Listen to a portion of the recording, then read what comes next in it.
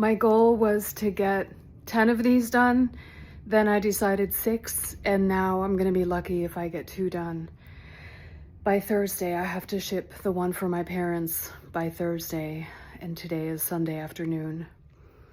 So being realistic today, my new goal is to finish the design of the side of the tree.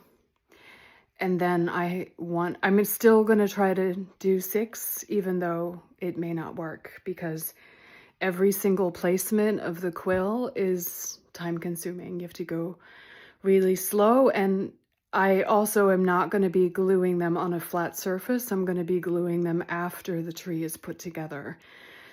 I know that if I put the quills on the tree before I assemble them, some of them are gonna get squished. So, okay, that's the latest.